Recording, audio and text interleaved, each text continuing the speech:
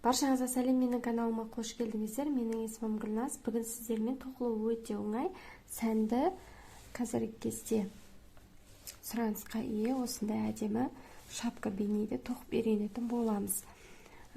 Тоқылуы өте оңай. Полустолбик с накидімен тоқылады бар болғаны. Бір кеште тоқып алуға болады. Тіпті жаңадан тоқып үйреніп жүрген тоқымашы қыз-келіншектерде тоқуға болады. Тоқылуы өте оңай. Шапканы тоқу үшін біздерге жіп, крючок, қайшы және сантиметрлік лента қажет болады. Менде Ализа Лана Голд 100 граммда 240 метр, 59% акрил, 41% шерсть. Маған шапкама 1,5 моток жіп кетті. Және 4 миллиметрлік крючокпен тоқитын боламын. Менің шапкамның өлшемі 56-57 бас айналымға келеді. Шапканың биіктігі менде өте биік, қайырылмаған күйінде шапканың биіктігі менде 40 см, ал мына жағы 24 см. Біздер бастапқыда воздушный петляны сепочка тоқитын боламыз. Менде воздушный петля 75 болды, ал сантиметрде 40 см болды.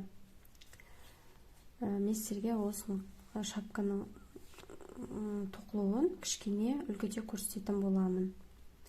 Дайын болсақ, сабағымызды бастайық. Видеоны қарамас бұрын достар, менің каналыма тіркеліп, видеоға лайк басып, қоңыраушаны басып қойыңыздар. Ең алдымен воздушный петля тоқимыз, яғни өзімізге қажетті биіктікте воздушный петля тоқитын боламыз. Менде шапкада 40 сантиметр болатындай етіп воздушный петля тоқыдым. 40 сантиметрде менде 75 воздушный петля шықты. Қазір сіздерге мен 10 воздушный петля алып көрсететін боламын. 1, 2, 3, 4, 5, 6, 7, 8, 9, 10. Воздушный петляның саны маңызды емес, қанша болатыны. Бастысы өздеріңізге қажетті биіктікте аласыздар. 10 воздушный петля тоқып алдық. Енді тағы да бір воздушный петля тоқимыз.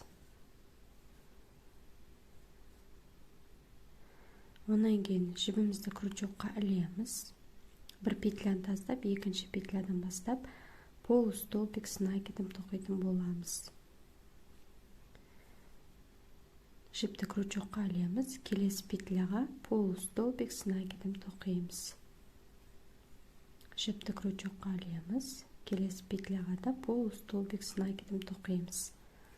Яғни қанша воздушный петля тоқыдық, сонша полустолбик с накидом тоқитын боламыз.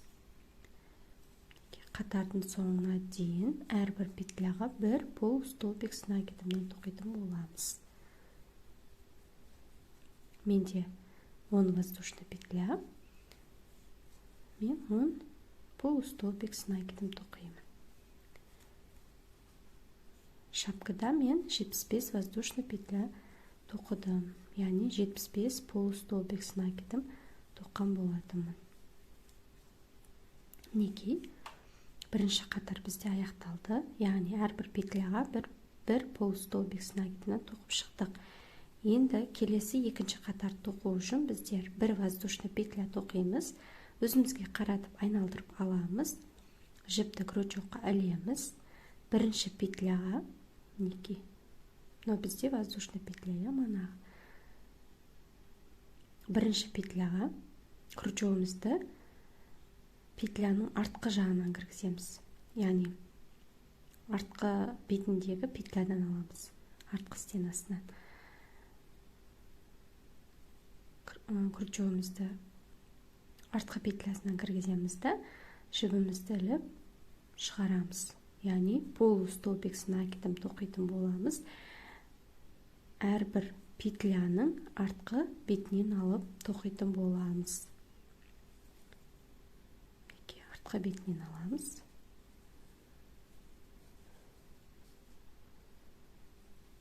артқы бетінен аламыз. Сонда бізде осындай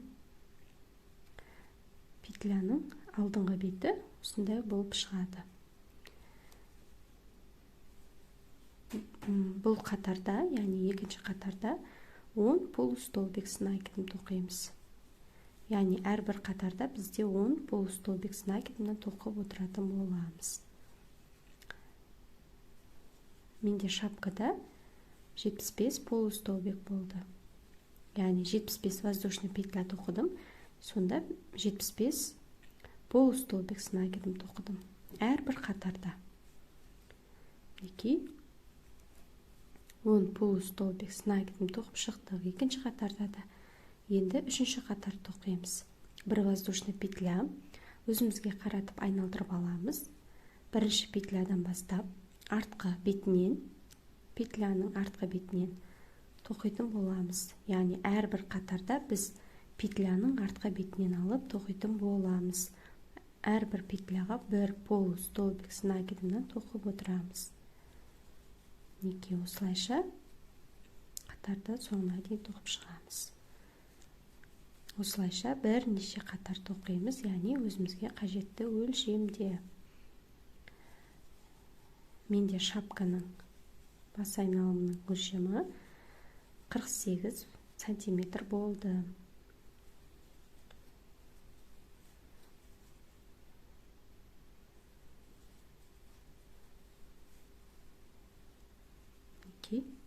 Біздер үшінші қатарды аяқтадық.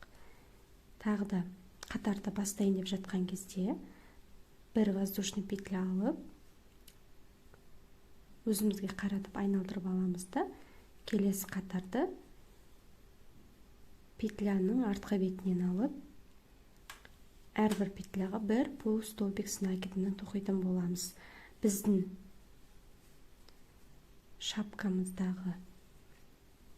шапкамыздың узоры осылай етіп тоқылады. Яғни шапканы біздер осылай етіп тоқимыз.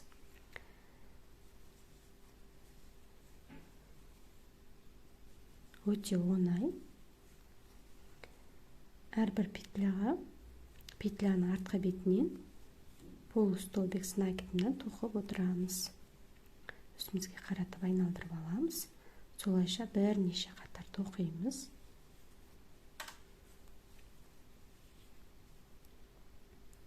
Бастысы шатасып кетпеу, өйткені егер шатасып кететін болсаңыздар, мына қатарда бірінші қатарда 10, онан кейін 9, 8, 11 солай болып кететін болса, сіздердің узорларыңыз, яғни шапкаңыздың узоры солай болған кезде бір жері кішкене болып, бір жері үлкен болып, солай болып кетеді. Барынша санап тоқыңыздар, егер шатасып кететін болсаңыздар. Яғни әрбір қатарда бастапқыда қандай неше воздушный петля тоқыдыңыз, сонша полустолбик с накидом болу керек әрбір қатарда. Мысалы, менде 75 воздушный петля болса, мен әрбір қатарда 75 полустолбик с накидымнан тоқып отырдым. Сіздерде ол воздушный петля саны басқа болуы мүмкін. Менде 75 воздушный петля 40 сантиметр болды. Воздушный петля, онан кейін кері қаратып айналдырып аламыз да, әрбір петляға бір полустолбик с накидымнан тоқимыз. Артқы бетінен, петляның артқы бетінен алып тоқитын боламыз.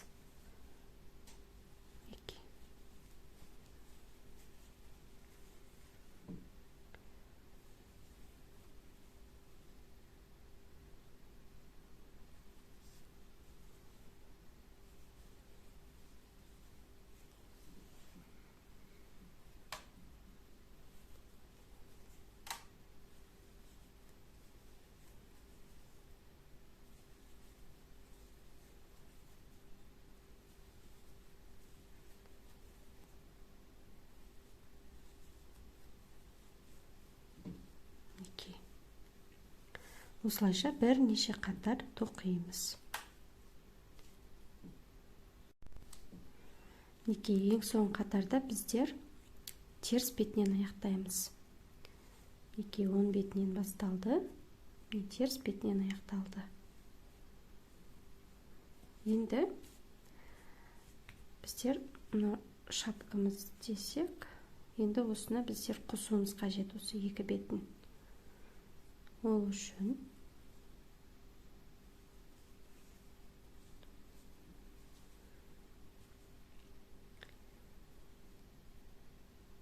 петлямыздың артқы бетінен аламыз, осы бетінен. Онан кейін келесі бетінен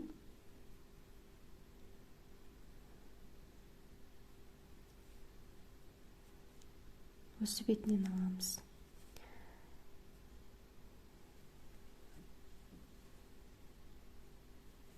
Енді жібімізді крючокқа ілеміз да петлядан өткіземіз, яғни соединительный петля жасаймыз. Біріктіру петлясын тоқитын боламыз, яғни біріктіріп тоқимыз екі жағын. Тек мына бетінен петляның артқы бетінен аламыз, және келесі беттен келесі петляны аламыз. Яғни біздер 10 біріктіру петлясын тоқимыз, яғни соединительный петля.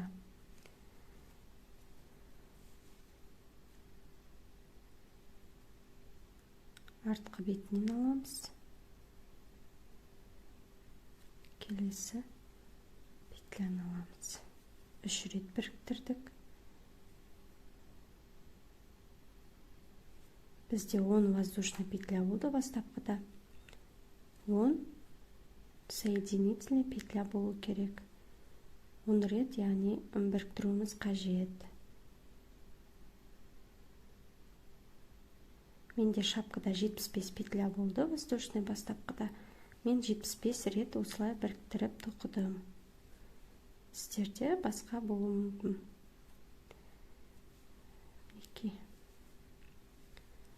Осылайша біріктіріп тоқимыз қатардың соңына дейін.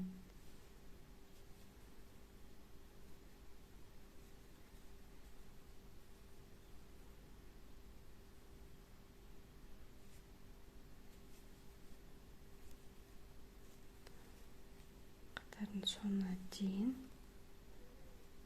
біріктіріп тоқимыз.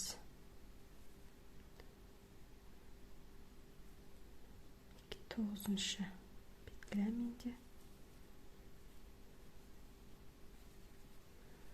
Онан кейін 10-шы петля.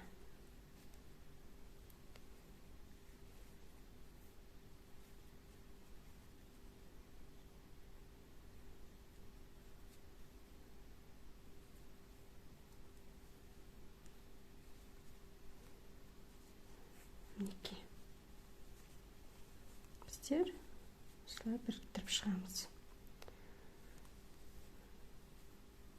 Онан кейін бір воздушный петля тоқимыз. Осылайша етіп біріктіріп аламыз.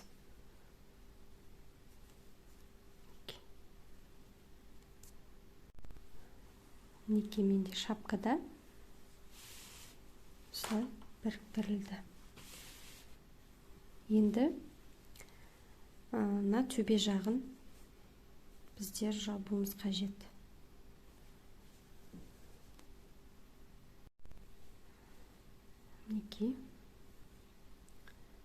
Воздушный петля бізде мына жерде.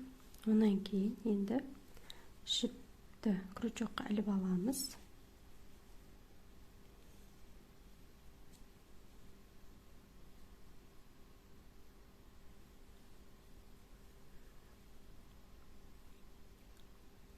Мына столбиктің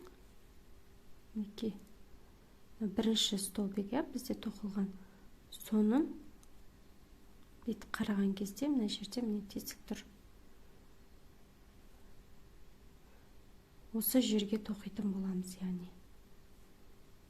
яғни бірінші столбиктің астыңғы жағына тоқимыз.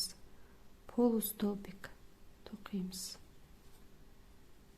Жіпті тағы да крючокқа ілеміз. Келесі мінекей столбик, полустолбик. Мінекей беті қараған кезде міне көрініп тұр. Осы жерге тоқимыз. Полустолбик снагет. Онан кейін тағы да мінекей полустолбик.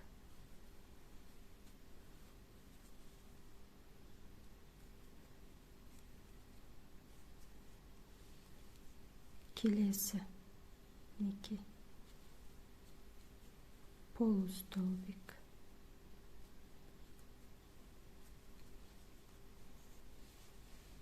Келесі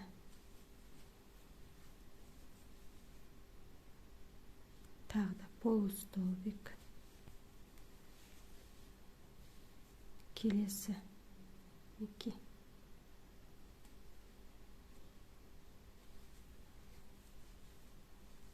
полустолбик. Петлямызды қатты тартпаймыз. То есть қатты осылай созыңқырап тоқымаймыз.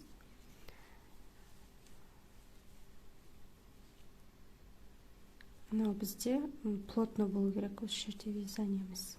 Яғни тоқып жатқанымыз плотно болу керек. Келесі петля бізде.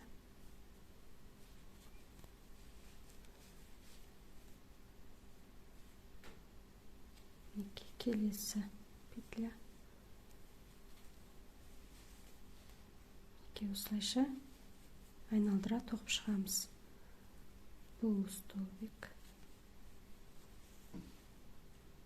Келесі полустолбик.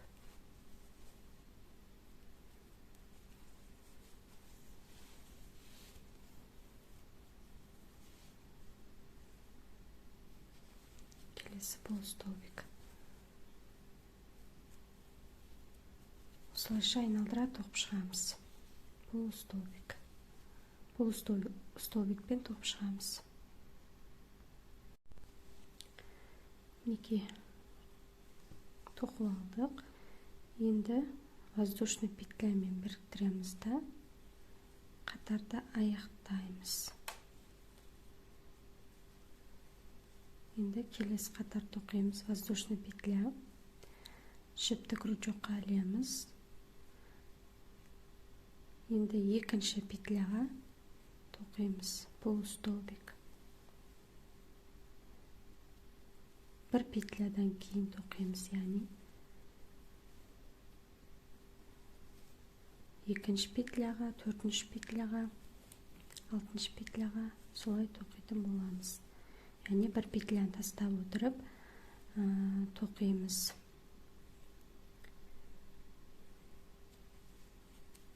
Полустолбик. Қатты.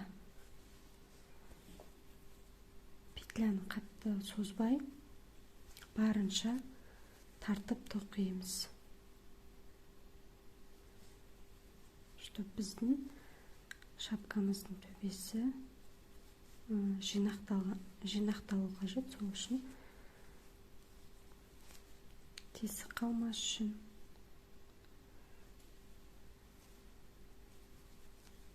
Барынша тартып тоқимыз. Осылайша полустолбикпен тоқып шығамыз.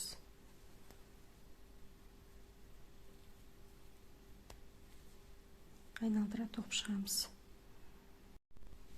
Мінекей тоқып алдық. Менде кішкене ғана қалды. Егер сіздерде әлі де үлкенірек болып жатса, мына жерде сіздер тағы да бір қатар тоқсаңыздар болады. Яғни әрбір екінші петляға тоқисыздар полустолбикті. Менде кішкене ғана қалды. Мен келесі қатар тоқымаймын. Енді бірінші петлямен біріктіремді. Қатарды аяқтаймын. Кішкене тартамын. Кішкене ұзынырақ етіп аламын.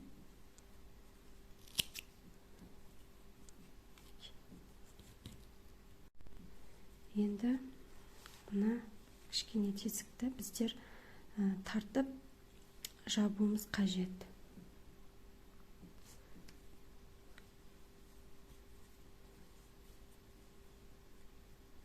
Ішімізді біріктіріп аламыз осылай. Енді мына жерден шығарамыз.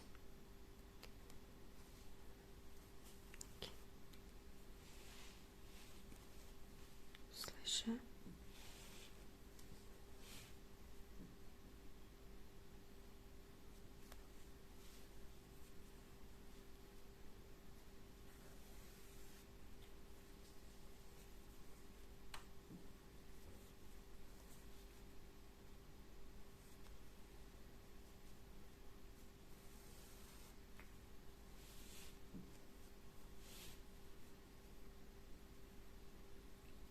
Петлядан өткізе отырып жібімізді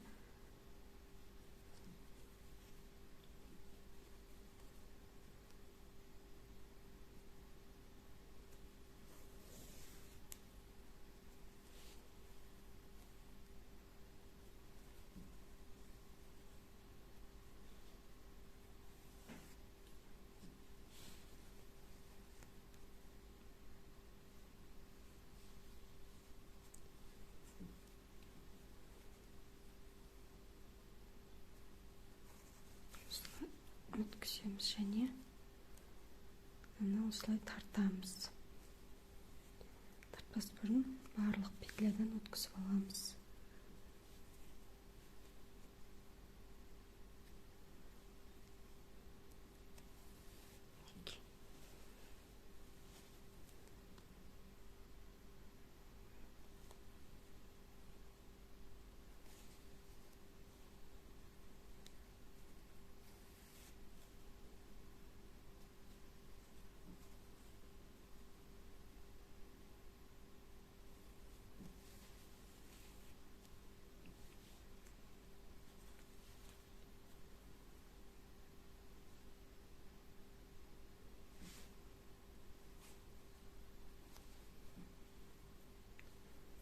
Осылай асықпай, жақсылап өткізіп аламыз. Әрбір петляда.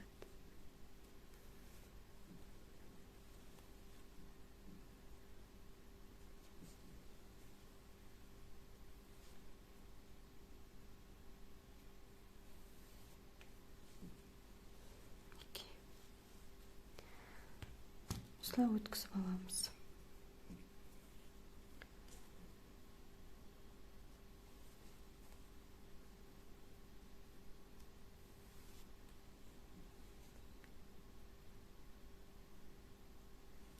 Соңына дейін жақындап қалдық.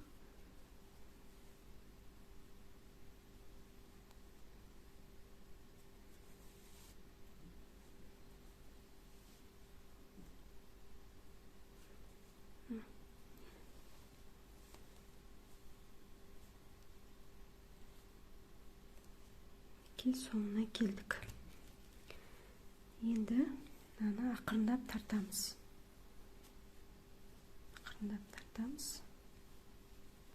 Бізде осылай жабылды.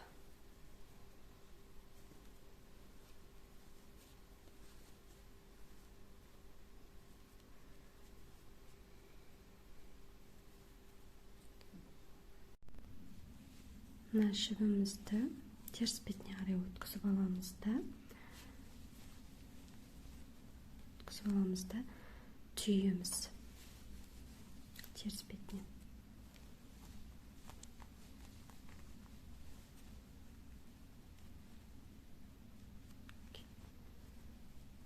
Крючогымызға іліп алып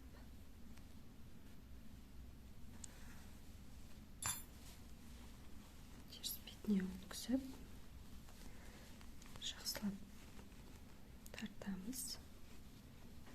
Біздің шапкамыздың төбесі жабылды. Қысып алып, теріс бетінен түйемізді, жібімізді, артық жібін қиып тастаймыз. Неге біздің шапкамыздың төбесі осындай әдемі болып жабылады. Енді осы жерге шапканың төбесіне помпон қойсаңыздар болады. Енді оның барлығы өздеріңіздің қалауларыңыз бойынша. Менде шапканың биіктігі үлкенірек болғандықтан, яғни биік болғандықтан, менде шапканы осылай 2 рет қайырып киюге де болады. Осындай тіп киюге болады. Біздің шапкамыз дайын. Достар, сіздерге видео сабақ ұнады деген ойдамын. Егер де видеоны соңына дейін қарап, менімен бірге осы шапканы тоққан болсаңыздар, видеоға міндетті түрде лайк басып, достарыңызбен бөлісіңіздер. Қандай да бір сұрақтарыңыз болса, пікірлеріңіз болса, комментария қалдырыңыздар. Ең бастысы, менің каналыма тіркелуді ұмытпаңыздар. Алдағы шығатын видео сабақтарды жіберіп алмау үшін қоңыраушаны басып қойыңыздар.